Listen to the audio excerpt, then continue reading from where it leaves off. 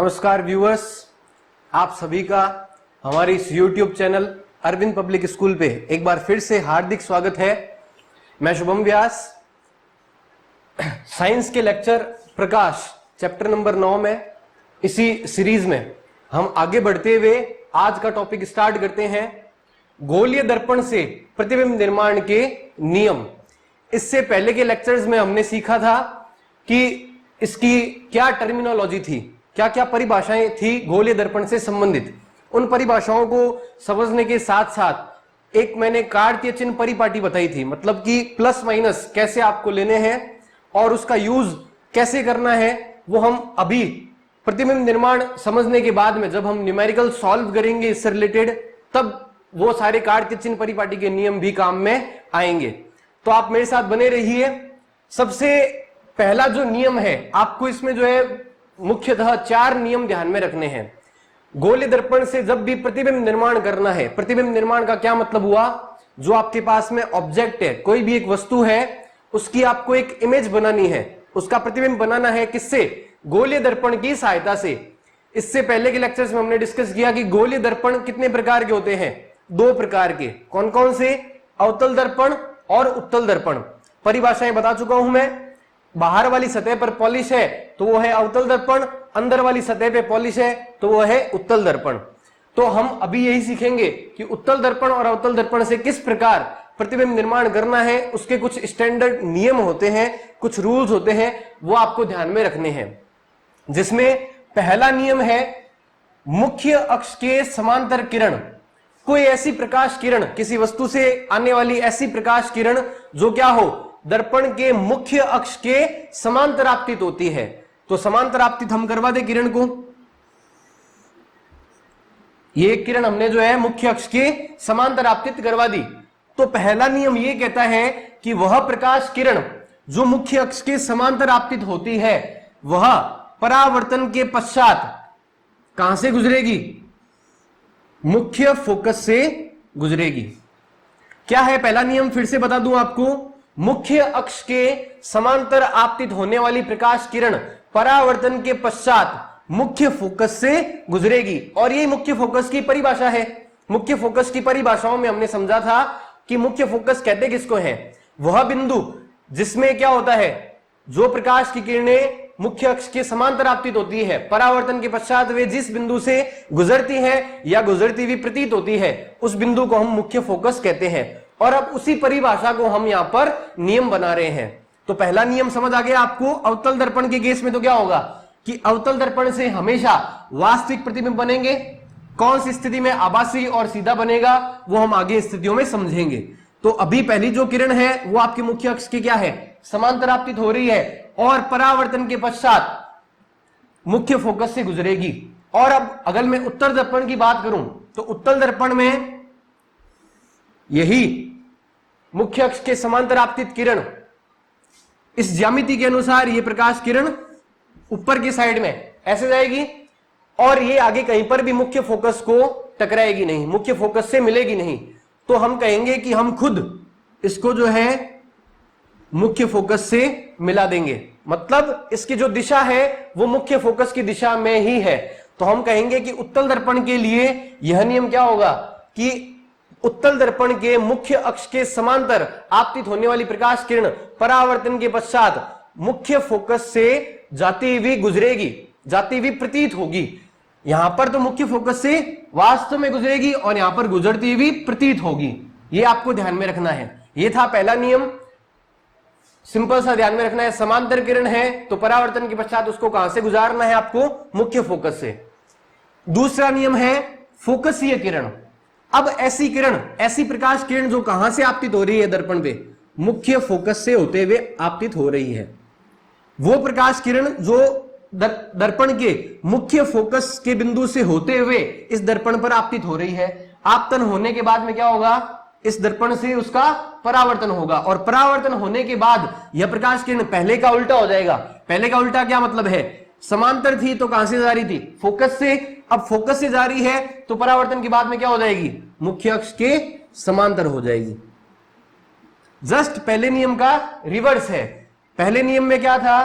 समांतर किरण परावर्तन के पश्चात कहां से जाएगी? फोकस से। तो दूसरा नियम इसका रिवर्स, कि जो फोकस से जा रही है वो क्या हो जाएगी? समांतर हो जाएगी। इस कंडीशन में हम कैसे बताएंगे? ये था आपके अवतल दर्पण का केस। ये कौन सा है? उत्तल दर्पण का केस। उत्तल दर्पण के केस में हम समझेंगे कि एक प्रकाश किरण फोकस के साइड में आती हुई प्रतीत हो रही है, क्योंकि उत्तल दर्पण का जो फोकस है वो तो आपके क्या है? इस मुख्य अक्ष के राइट साइड में है, ध्रुव की राइट साइड में है। तो हम कहेंगे कि फोकस की तरफ आ रही है, क्योंकि हमने इससे प्रीवियस लेक्चर में बताया था कि जितनी भी हम वस्तुएं हैं उनको हम लेफ्ट साइड में ही रखेंगे हमेशा। ये स्टैंडर्ड आपको रूल जो है ध्यान में रखना है। जब भी हम फिजिक्स में डील करेंगे तो आपको ये ध्यान में रखना है कि ऑब्जेक्ट जो भी है उसको हम लेफ्ट साइड में रखेंगे। तो लेफ्ट साइड से ही प्रकाश किरण आनी चाहिए, राइट साइड से नहीं आनी चाहिए। तो लेफ्ट साइड से हमने बताया कि फोकस की डायरेक्शन में एक प्रकाश किरण आपतित हुई है इस उत्तल दर्पण पे। और अब अगर हम इसको कैसे बताएंगे कि ये फोकस की साइड है? क्योंकि जैसे ही मैंने इसकी सीध में इस लाइन को पीछे बढ़ाया तो ये मुझे कहां से जाती हुई प्रतीत हुई? फोकस से। और अभी वाला नियम वापस लगाना है, जो यहां पर अवतल दर्पण में लगाया वही यहां पर उत्तल दर्पण में आपको यूज करना है। फोकस से जो प्रकाश किरण जा रही है परावर्तन के पश्चात, वह प्रकाश किरण क्या हो जाएगी? मुख्य अक्ष के समांतर हो जाएगी। तो फोकस के साइड में जो प्रकाश किरण जा रही है अब परावर्तन के पश्चात समांतर हो जाएगी। समांतर कहां से?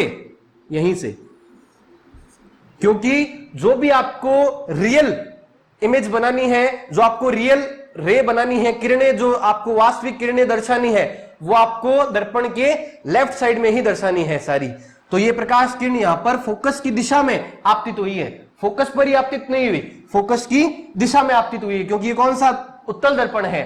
तो यहां पर इसका जो फोकस है वो राइट साइड में है, तो हम फोकस की दिशा में यहां पर आपतित करवा रहे हैं प्रकाश किरण को। तो फोकस की दिशा में आपतित होने के बाद में प्रकाश किरण कैसे हो जाएगी? मुख्य अक्ष के समांतर हो जाएगी। जो नियम इसमें लगाया था वही इसमें। तो आपको सिंपली रिपीट कर दूं, मुख्य अक्ष के समांतर प्रकाश किरण परावर्तन के पश्चात कहां से? फोकस से जाएगी।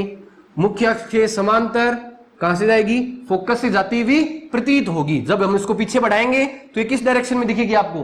फोकस की डायरेक्शन में। ये है आने वाली दिशा, ये है जाने वाली दिशा। इधर भी ये आने वाली दिशा और ये प्रकाश किरण के जाने वाली दिशा। इसका पहले नियम का ही रिवर्स क्या है? फोकस से जो प्रकाश किरण आ रही है परावर्तन के पश्चात मुख्य अक्ष के समांतर हो जाएगी। फोकस की ओर जो प्रकाश किरण आ रही है, क्योंकि ये उत्तल दर्पण है, फोकस की ओर जो प्रकाश किरण आ रही है परावर्तन के पश्चात वह मुख्य अक्ष के समांतर हो जाएगी। इसके बाद में है ये नियम नंबर 3। नियम नंबर 3 क्या कहता है? कौन सी किरण है ये?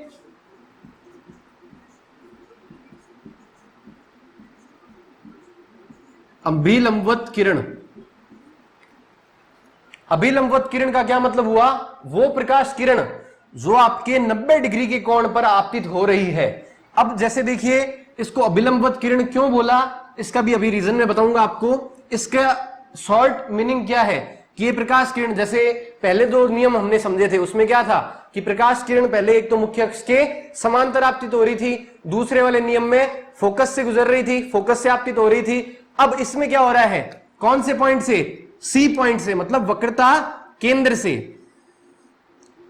वक्रता केंद्र से मतलब सी से जो प्रकाश किरण आपतित होती है, ध्यान से सुनिएगा, जो प्रकाश किरण मुख्य अक्ष पर स्थित दर्पण के वक्रता केंद्र पर आपतित होती है, वह परावर्तन के पश्चात बिना मुड़े उसी पथ का अनुसरण करते हुए वापस सी से ही चली जाती है। क्या है ये नियम? फिर से बता दूं आपको।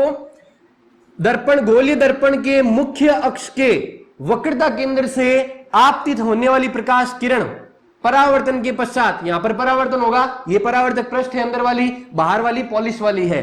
तो परावर्तक पृष्ठ से परावर्तन के पश्चात वह प्रकाश किरण बिना मुड़े उसी पथ का अनुसरण करते हुए वापस वक्रता केंद्र से ही गुजर जाएगी। अब इसका आपको लॉजिक क्या है?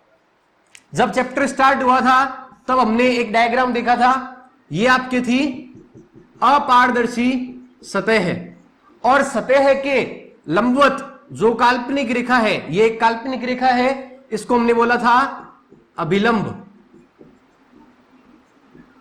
सतह और अभिलंब के बीच में कोण कितना होता है? 90 डिग्री का। तो अब देखिए, अब अभिलंबवत किरण का क्या मतलब हुआ? वो प्रकाश किरण जो आपके कैसे हो गई, उस सतह के लंबवत ही आपतित हो गई। ये प्रकाश किरण जो है इस सतह पर, इस सतह के जो अभिलंब है उसी की दिशा में आपतित हो गई। तो ये नियम क्या है, यहां पर ये वापस बिना मुड़े सीधी निकल जाएगी। तो अब देखिए इसका रीजन क्या है। अगर मैं इसको एक पूरा गोला बना दूं, क्योंकि हमने फर्स्ट लेक्चर में डिस्कस किया था इसके कि जब ये गोलीय दर्पण जो है ये क्या है, किसी खोखले गोले का ही क्या है, कटा हुआ भाग है।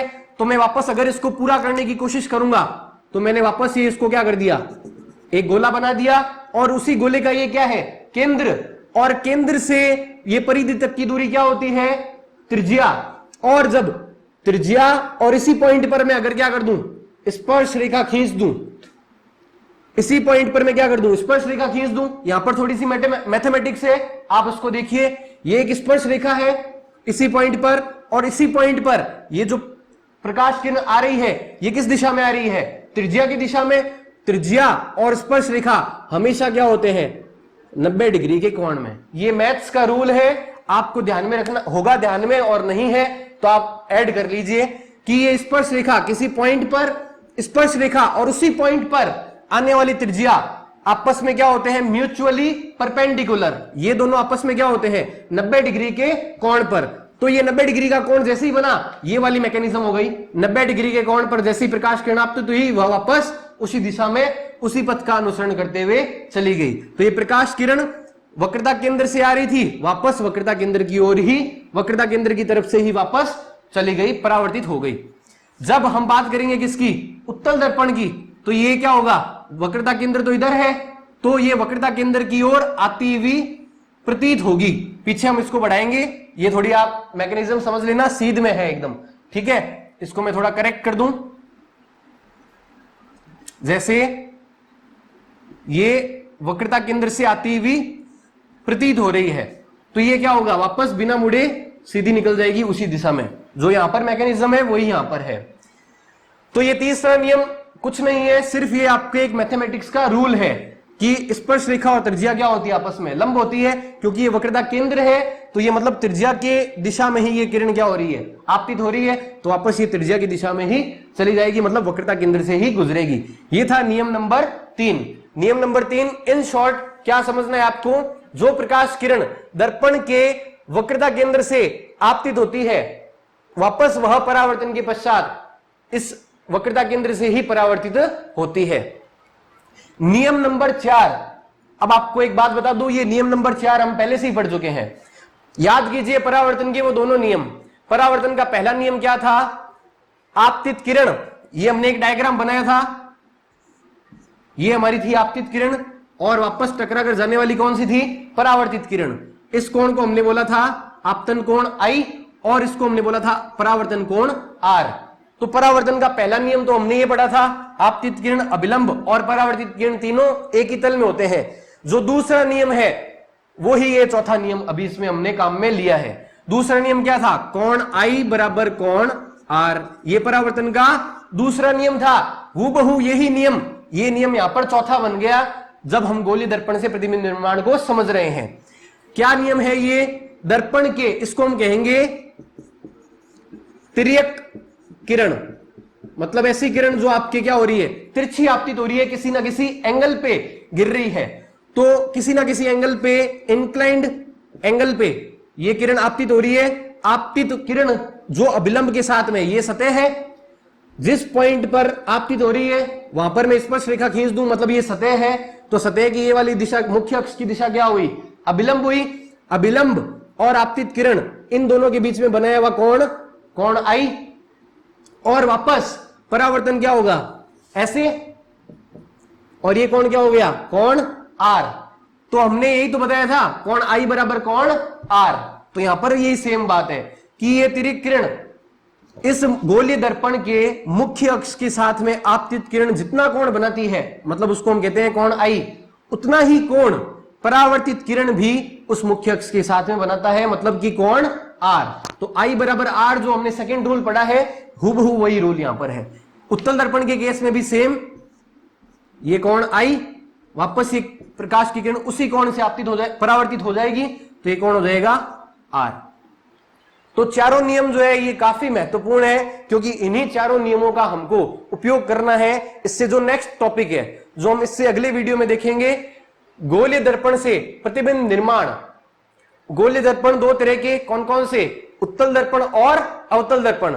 और वो जो स्थितियां हैं, 6 स्थितियां होती है अवतल दर्पण के लिए, 2 स्थितियां होती है उत्तल दर्पण के लिए। अगले वीडियो में हम ये भी समझेंगे कि क्यों अवतल दर्पण के लिए तो 6 स्थितियां हैं और क्यों उत्तल दर्पण के लिए मात्र 2 स्थितियां हैं। उन स्थितियों के बारे में विस्तार से हम चर्चा करेंगे, क्योंकि वही स्थितियां आगे आपके न्यूमेरिकल में बहुत ज्यादा हेल्पफुल रहने वाली है। और इस चैप्टर में ऐसा ट्रेंड रहा है बोर्ड का कि कभी ना कभी जो है या तो आपको गोलीय दर्पण से प्रतिबिंब निर्माण के बारे में कहा जाता है, और या फिर कभी आपको न्यूमेरिकल पर्पस न्यूमेरिकल जो है वो भी आते हैं आपके बोर्ड में।